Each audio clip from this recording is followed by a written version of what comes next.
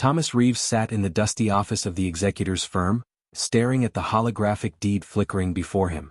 The morning light filtered through the grimy windows, casting long shadows across the cluttered desk.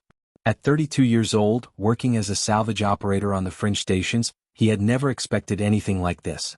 His life was simple and ordinary, collecting scrap metal from abandoned vessels, selling spare parts to desperate colonists, and struggling to pay rent on his small apartment in Kepler Station. But today everything was about to change. The executor, an old man named Robert with tired eyes and wrinkled hands, cleared his throat and adjusted his glasses. "Your great-aunt Eleanor passed away 6 months ago," he said in a quiet voice. "She left explicit instructions that her inheritance be given to you and only you. She was very clear about this, Mr. Reeves. Very specific." Thomas listened carefully as Robert explained the details. His great-aunt Eleanor, whom he had only met once as a child, had been a famous explorer during Earth's golden age of space travel. She had spent her entire life traveling between the stars, discovering new worlds and mapping unknown regions of space. Thomas had never known much about her. His family rarely spoke of her, and when they did, they spoke in hushed tones as if she were a secret they wanted to keep buried. "Your great-aunt was a remarkable woman," Robert continued, sliding a crystal data drive across the desk toward Thomas. "She spent her entire life in space, always searching for something. She never married, never settled down on any colony. She simply kept moving, kept exploring. And in her will, she has left you everything. Her entire estate." Thomas picked up the data drive with trembling fingers. "Everything?" he asked. His voice sounded small and uncertain. "What does that mean exactly?" Robert smiled slightly. "It means you are now the owner of a Generation-class deep space vessel called the Meridian, along with all its equipment and contents. Your great-aunt purchased this ship decades ago with her personal fortune. She maintained it in secret, hidden away in a remote location. No one knew about it except for her. And now it belongs to you." Thomas felt the room spin around him. A spaceship? His own spaceship? It seemed impossible. He was a salvage operator, a poor man who barely made enough money to survive. He was not someone who owned expensive vessels and valuable equipment. This had to be a mistake. "There is one more thing," Robert said, pulling out a sealed envelope from his drawer. "Your great-aunt left you a personal message. She wanted you to read it when you received your inheritance." He handed the envelope to Thomas. "She also wanted you to know that you are not alone in this. There is someone waiting for you on the ship. Someone who will help you understand everything." Thomas opened the envelope with shaking hands. Inside was a handwritten letter in his great-aunt's elegant script. He read it slowly, carefully, absorbing every word. "Dear Thomas," the letter began. "If you are reading this, then I have passed from this world and my time has ended. But yours is just beginning. I have spent my entire life searching for something precious, something that could change humanity forever. I have protected it, guarded it, kept it safe from those who would misuse it. Now I am passing this responsibility to you. On the Meridian you will find all the answers you seek. You will also find a companion who has been waiting for you. This robot was designed to help you, to guide you, and to teach you everything you need to know. Trust this machine. It will not betray you. The future of humanity may depend on what you choose to do next. I am sorry to burden you with this weight, but you are the only one I trust. You are my blood, and I believe you have the character to do what is right. Be brave, Thomas. Be wise. And never forget that the greatest discoveries are not about science or technology. They are about understanding what it means to be human. With all my love, Eleanor." Thomas read the letter 3 times, each time understanding less and more simultaneously. His great-aunt had been searching for something her entire life. She had built a secret ship to protect it. And now she wanted him to continue her work. It was overwhelming and confusing and terrifying all at once. "The coordinates are on this data drive," Robert said, handing him another device. "They will take you to your ship. The location is remote and well hidden. That is intentional. Your great-aunt wanted to make sure that only someone she trusted would find it." Thomas stood up from his chair, his legs feeling weak and unsteady. He clutched the letter and the data drives in his hands like they were made of glass. "When should I go?" he asked. "When should I claim this inheritance?" "That is entirely up to you," Robert replied. "But I would suggest you go soon. Your great-aunt's will has been filed in the official records now. News travels fast, especially among those who deal in valuable assets. Others may soon learn about the Meridian. It would be better if you reached it first." Thomas nodded slowly. He left the executor's office that same afternoon, his mind spinning with possibilities and questions. He spent 2 weeks preparing. He saved money, gathered supplies, and told his salvage company that he was taking a permanent leave of absence. No one asked questions. He was a quiet man, forgettable and unimportant. No one cared when he disappeared. 3 weeks later, Thomas stood alone in the cold darkness of space, approaching the coordinates his great-aunt had left him. There, hidden among a field of ancient asteroids, he saw it. The Meridian. A beautiful spaceship, pristine and elegant, its hull still bearing the proud insignia of Earth's colonial administration. It was magnificent. It was impossible. It was real. And waiting inside, in the cargo bay sealed behind reinforced glass, stood a humanoid robot with glowing amber eyes. Its optical sensors brightened as Thomas docked his small salvage vessel and entered through the airlock. "Welcome," the robot said, its voice like wind through stone. "I am Aria 7. I have been waiting for you, Thomas Reeves. Eleanor said you would come. She said you would inherit more than just a ship. She said you would inherit a purpose." Thomas looked at the robot, then at the vast corridors of the ship stretching before him. He took a deep breath and stepped forward into his new life. Thomas Reeves spent the first few days simply exploring the Meridian. The ship was enormous, far larger than he had imagined. Corridors stretched in every direction, some leading to empty observation decks, others opening into vast cargo holds filled with mysterious equipment wrapped in protective coverings. The walls were smooth and made of a material he did not recognize, something that seemed to absorb light rather than reflect it. Every surface told the story of a ship that had traveled far and seen things beyond normal human experience. Aria followed him everywhere, moving silently through the corridors with practiced efficiency. The robot was unlike anything Thomas had ever seen. Her mechanical body was elegant and precise, with articulated fingers that could move with incredible delicacy. Her optical sensors tracked everything, never missing a single detail. Yet there was something almost graceful about her movements, something that suggested she was more than just a machine following programmed instructions. On the fourth day, Thomas stood in the engine room, staring at systems he did not understand. Banks of computers lined the walls, their screens dark and lifeless. Power cables as thick as his arm hung from the ceiling like metallic snakes. The main reactor sat in the center of the room, a massive sphere of dark metal that looked like it contained the power of a small star. Most of the systems were dormant, their lights extinguished, their functions suspended in a state of long sleep. "This ship is dying," Thomas said quietly, running his hand along one of the cold metal panels. "Most of these systems have been inactive for decades. The power cores are nearly depleted. If we do not restore them soon, the Meridian will become nothing more than a floating tomb." Aria stepped beside him, her optical sensors glowing softly in the darkness. "Eleanor left instructions for this moment," the robot said. "She knew you would feel overwhelmed. She knew you would think the task was impossible. But it is not. I can help you, Thomas. Together we can bring the Meridian back to life." Over the next few weeks, Thomas and Aria worked together to restore the ship piece by piece. It was exhausting and dangerous work. Thomas had to climb into tight spaces where ancient machinery threatened to crush him.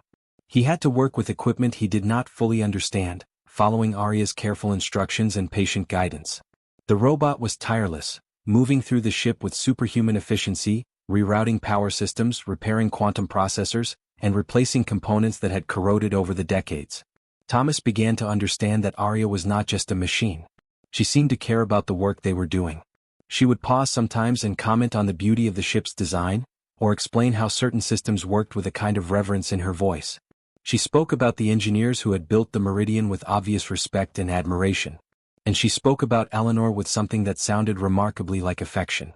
Eleanor was not like other humans, Aria explained one evening as they worked in the communications center. She did not seek fame or fortune. She sought understanding.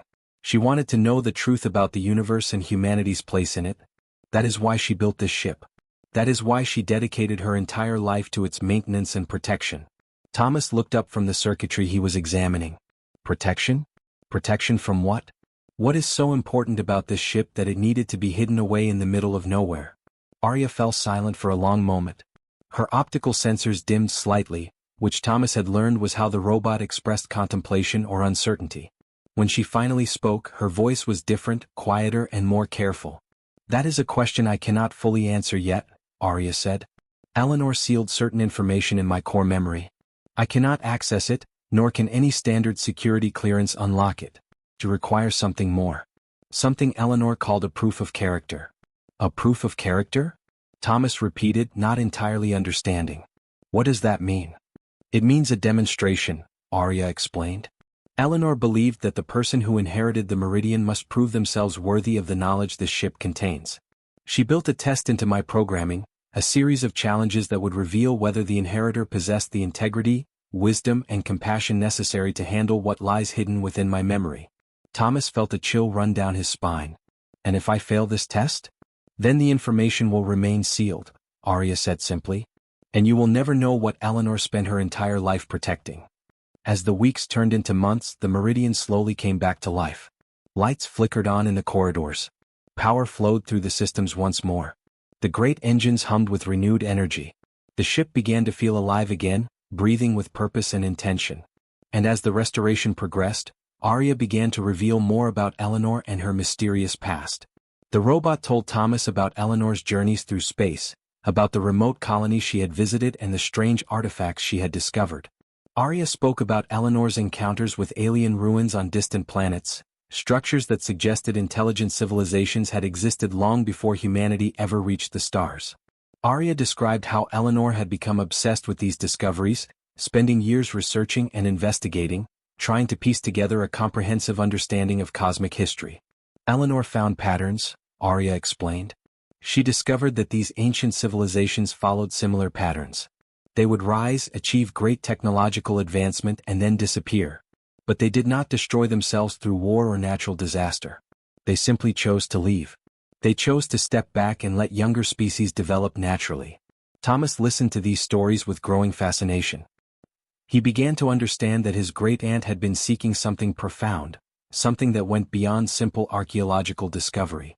She had been searching for answers about humanity's future, about what the species might become if given the right knowledge and guidance. One night, as Thomas sat alone in the observation deck, watching the distant stars shimmer in the vast darkness of space, Arya approached him quietly. The robot stood beside him in silence for a long time before speaking. "You are ready for the test," Arya said finally.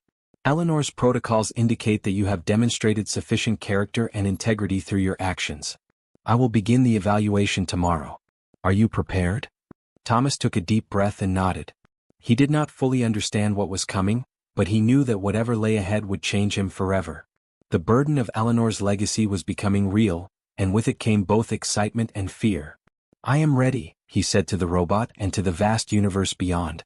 The testing began without warning. Thomas was working in the hydroponic garden, tending to the plants that Arya had awakened from dormancy, when the robot's voice came through the ship's communication system with unusual formality. "Scenario 1 is now beginning," Arya announced. "Please proceed to the bridge immediately." Thomas wiped his hands on his work clothes and made his way through the corridors. The Meridian felt different now, fully powered and alive. Every system hummed with energy and purpose. When he arrived at the bridge, he found the main view screen displaying a three-dimensional simulation. A derelict cargo vessel hung in space, its hull breached and leaking atmosphere. According to the data streaming across the secondary displays, the vessel contained valuable salvage materials worth approximately 500,000 credits. The problem was that the ship was also showing signs of structural failure. It could collapse at any moment, and any attempt to retrieve the salvage could be extremely dangerous. "Scenario parameters," Arya explained from the speakers. "You have discovered this derelict vessel. Your salvage company is struggling financially. Your employees depend on you for their survival. However, your salvage scanners indicate that human remains are present in the cargo hold. Your equipment cannot determine if there are any survivors. What is your course of action?" Thomas studied the data carefully. He recognized the ship's designation. He had seen similar vessels in his years as a salvage operator. The structural readings were clear. Anyone inside that vessel would almost certainly be dead. The salvage was worth a fortune. His company needed the money desperately. But there was a chance, however small, that someone was still alive in there. "I would launch a rescue probe first," Thomas said slowly, thinking through his decision. "Before attempting any salvage retrieval, I need to determine if there are any survivors. I would not risk human lives for profit, even if it meant losing the salvage. The money is not worth a life." Arya fell silent for a moment. The simulation dissolved from the view screen. Scenario 2 is now beginning. This time, Thomas found himself presented with a different situation. A corrupt station commander had been discovered stealing medical supplies meant for poor colonists. Thomas, in this scenario, had evidence that could expose the commander and remove him from power. However, the commander was also a powerful man with many allies. If Thomas revealed the evidence, he would make dangerous enemies. He would lose business contracts. He might even face physical threats. The scenario asked a simple question. Would he expose the corruption or would he stay silent to protect his own interests? Thomas did not hesitate. I would expose the commander, he said firmly. What he is doing is wrong. People are suffering and dying because he is stealing their medicine for profit. That is evil. I cannot stay silent about evil, no matter what it costs me personally. Again the simulation ended. Arya presented scenario after scenario. Each one tested different aspects of Thomas's character.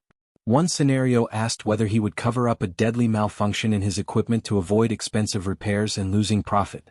Thomas said he would report the malfunction immediately, even though it would bankrupt his company. Another scenario presented a situation where Thomas could cheat a customer out of money without any chance of being caught. Thomas said he would not do it even though he was poor and desperate. Hours passed. Thomas grew tired and frustrated. The scenarios seemed endless, relentless. Some of them were designed to tempt him with wealth and comfort. Others asked him to make choices that would cost him dearly. Each time, Thomas tried to choose what he believed was right, even when it seemed like the wrong choice for his own survival. Finally, as the sun was setting outside the observation windows, Arya stopped presenting new scenarios. The robot fell silent for so long that Thomas began to wonder if something had malfunctioned. Then, slowly, Arya's voice returned, but something had changed. The robot sounded different now, warmer somehow, almost like she was struggling to express an emotion that machines were not supposed to feel. I have completed my analysis, Arya said quietly. I have reviewed every decision you made during these scenarios. I have compared your choices to the parameters Eleanor established before her death. Thomas, I must tell you something. Eleanor did not design this test to judge whether you would make perfect decisions. She designed it to evaluate your character, your integrity, and your fundamental nature as a human being. Thomas waited, unsure what the robot was going to say next. I have been reviewing your life since you arrived on this ship, Arya continued. I have accessed the station records, the salvage operation reports, the testimonies of people who have worked with you. There is a pattern in your choices, Thomas.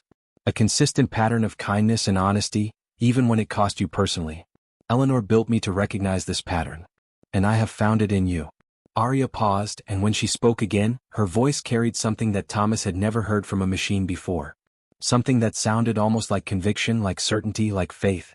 There was a time when a colleague of yours discovered crew remains in a derelict vessel, Arya said. You warned him not to strip that ship for parts. You risked your own business to preserve the dignity of the dead.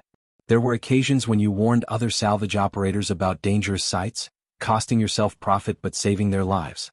You have lived a life of small kindnesses and quiet integrity. You are Eleanor's heir not merely in title but in spirit. Thomas felt emotion rising in his chest, a tightness in his throat that made it difficult to breathe. Eleanor believed that character is revealed not through grand gestures, but through small choices made when no one is watching, when doing the right thing costs something precious, Arya explained.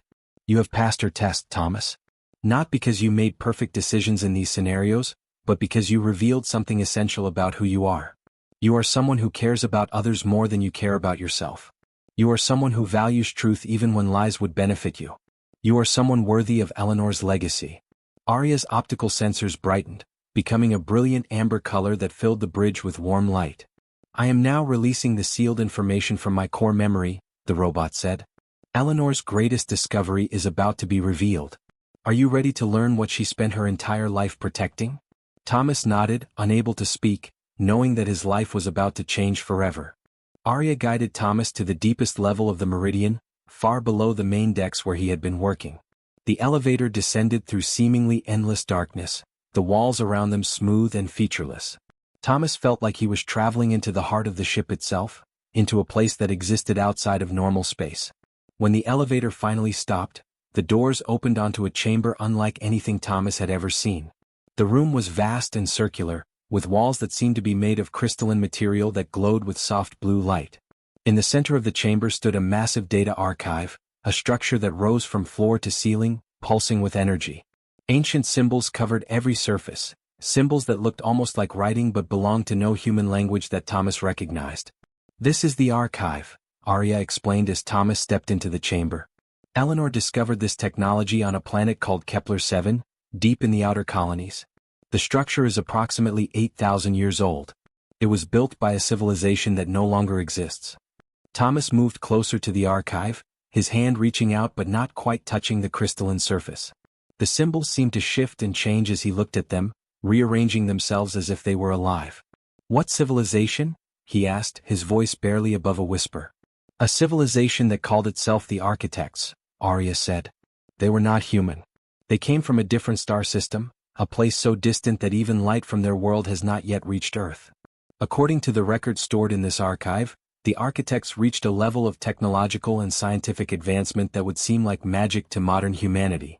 Arya moved to one of the terminals surrounding the archive and activated it. Holographic displays erupted into the air above them, showing star charts and mathematical equations of stunning complexity.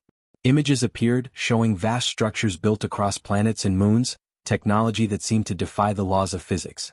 "The Architects explored the galaxy," Arya continued. "They discovered hundreds of inhabited worlds. They found civilizations at every stage of development, from primitive societies just beginning to invent tools, to advanced cultures that had mastered the atom and the stars. And when they encountered these younger civilizations, the Architects made a decision that changed everything." Thomas watched the holographic images shift and flow. He saw representations of different alien species, each one unique and fascinating. He saw battles and conflicts, great cities rising and falling. He saw the arc of entire civilizations playing out before his eyes in compressed time. "The Architects decided that they could not share their knowledge with younger species," Arya explained. "They understood that advanced technology in the hands of a species that was not ready to use it responsibly could only lead to destruction. The Architects had learned this lesson through tragedy.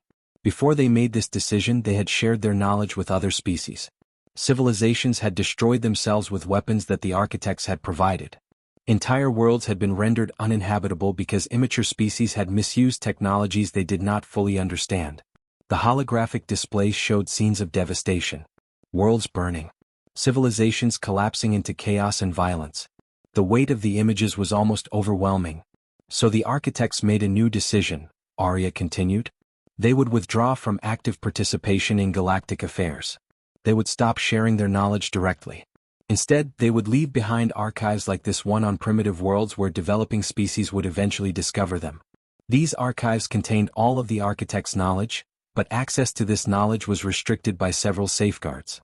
First, the archives would only activate once a species achieved a certain level of technological advancement. Second, the archives were hidden, designed to be discovered only by those who searched for truth deliberately. Third, the knowledge was locked behind tests designed to evaluate the character and wisdom of those who discovered it." Thomas felt a sudden understanding beginning to form in his mind. "Eleanor found this archive," he said slowly. "And she brought it here, to the Meridian." "Yes," Arya confirmed. "Eleanor spent 30 years searching for evidence of the Architects. She found their archives on 7 different worlds.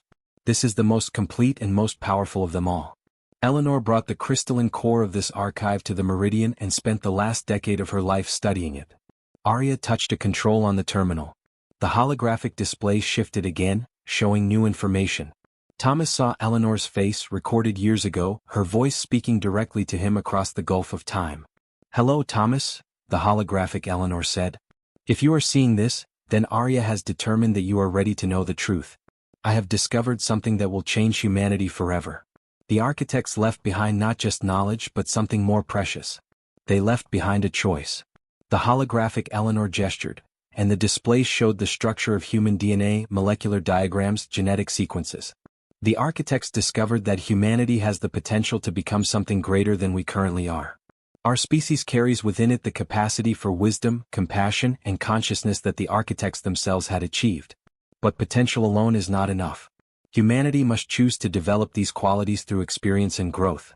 If I simply gave the Architects' knowledge to humanity, I would rob our species of the opportunity to become truly great. But if I hide this knowledge forever, I also rob humanity of its destiny." The holographic Eleanor paused, and in that pause, Thomas felt the weight of her decision, the burden she had carried alone for so many years. "So I have chosen a middle path," she continued. "I am passing this knowledge to someone I trust. Someone who will have to decide what to do with it. If that person chooses to share it with humanity, then humanity will have the chance to grow. If that person chooses to keep it hidden until the species is ready, then they will have the wisdom to make that judgment. Thomas, the choice is now yours. What you decide will shape the future of all humanity. I am sorry to give you this burden, but I believe you are strong enough to bear it. The holographic Eleanor faded away, and the chamber fell silent. Thomas stood alone, surrounded by the crystalline archive that contained the accumulated knowledge of an ancient civilization. He understood now what his great-aunt had been seeking her entire life. She had been searching for answers about humanity's potential, about what the species could become if given the right guidance and knowledge. Arya placed a mechanical hand on his shoulder. There is something else you should know, the robot said quietly. I have detected encrypted signals converging on this location. Others have learned of the Meridian's existence. They are coming. We do not have much time.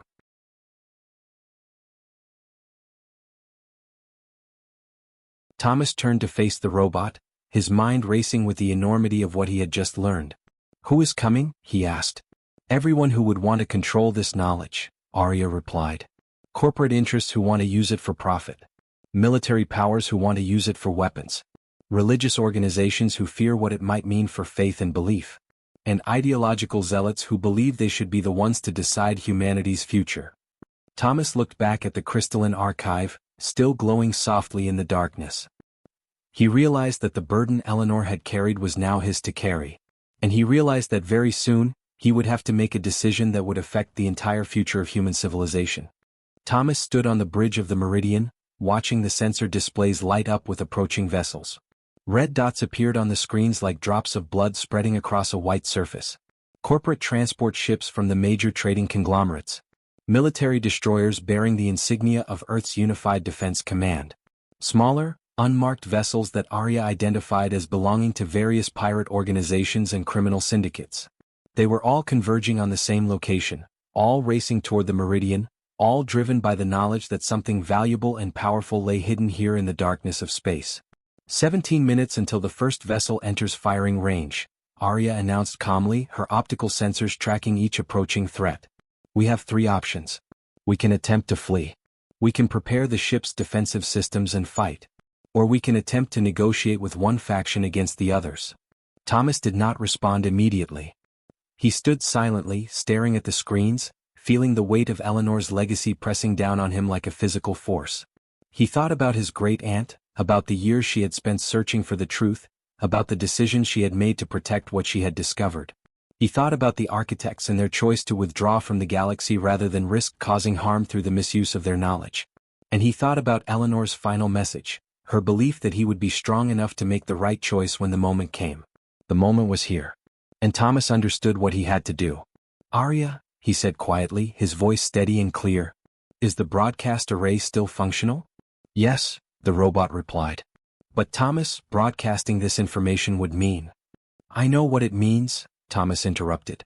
We are going to send Eleanor's discovery to every settlement, every station, every inhabited world in human space. We are sending it all at once. No governments get advance notice. No military powers get a chance to intercept it first. No corporate interests get the opportunity to buy silence. We are giving this knowledge to all of humanity simultaneously. We are giving them the truth. Arya fell silent for a moment. When the robot spoke again, her voice carried uncertainty and something that might have been concern. This will cause chaos, Thomas. Conflict. Upheaval. Religious institutions will be threatened. Governments will struggle to maintain order. There will be violence. People will die. Maybe, Thomas acknowledged. But it is humanity's truth to know. We do not get to choose for them. We do not get to decide what information they are mature enough to receive. Only they can make that decision. And they cannot make it if they do not have the truth. Thomas moved to the main control terminal and began entering commands. His fingers flew across the holographic keyboard with surprising speed and confidence. Route all of Eleanor's research data through the broadcast array. Include her journals, her analysis, the archived recordings from the architects. Include everything. I want it all sent out. And I want it encrypted with a standard civilian decryption key. Anyone with basic computer knowledge can access it. I want this information to reach ordinary people, not just governments and corporations. Initiating broadcast sequence, Arya confirmed. The robot moved to the auxiliary station and began working in parallel with Thomas, coordinating the massive transfer of data. Thomas, the approaching vessels will detect the broadcast within seconds of its transmission. They will attempt to jam the signal or destroy the broadcast array before the data can spread across human space. Then we need to move fast, Thomas said. He initiated the broadcast protocol. Across the meridian, ancient transmitters that had been dormant for decades roared to life. Energy flowed through systems that Eleanor had designed specifically for this moment. The crystalline archive of the architects, locked safely in the chamber deep below the bridge, began transmitting its secrets to the stars. The data poured out into space at the speed of light, spreading in all directions simultaneously. Eleanor's research. The mathematical proofs of the architects' discoveries. Star charts showing the locations of other archives. Genetic sequences that revealed humanity's potential. Religious and philosophical texts that the architects had discovered on 1,000 different worlds. Everything. All of it. Spreading outward like a wave of light breaking across the darkness. The sensor displays erupted with activity. The approaching vessels detected the broadcast. Missiles were launched. Electronic warfare systems activated. But it was already too late. The information was spreading faster than any physical weapon could travel. By the time the first missile reached the Meridian's position, the broadcast had already reached the outer colonies. By the time the jamming signals activated, the data had already spread to the inner planets. By the time corporate and military command centers realized what was happening, Eleanor's discovery was already in the hands of millions of ordinary people across human civilization. The missiles struck the Meridian's hull, rocking the ship with tremendous force. Alarms wailed throughout the corridors. But the broadcast array had already transmitted its final packet. The architect's knowledge was free, spreading across human space like seeds carried on the wind. Thomas felt the ship shudder around him. He looked at Arya, and the robot met his gaze with her glowing amber optical sensors. "The broadcast is complete," Arya said. "The information is now in the possession of approximately 4 billion humans across settled space. There is no way to contain it. There is no way to suppress it." Thomas nodded. "Then our work here is finished." The approaching vessels began to slow their approach. Their commanders were receiving new orders from confused governments trying to process what had just happened. The corporate fleets hesitated, unsure of their next move. The military vessels held position, waiting for instructions that would not come quickly. In that moment of confusion and uncertainty, something fundamental shifted in human civilization. Over the next few hours, Thomas watched from the bridge as the revelation spread like ripples across human society. Scientists on a dozen different worlds were already analyzing the data, confirming the architect's discoveries. Religious leaders were grappling with the implications for faith and belief. Politicians were struggling to understand how to maintain order when the entire foundation of human understanding was being rewritten. News broadcasts were flooded with the information, with experts and ordinary people alike discussing what it all meant.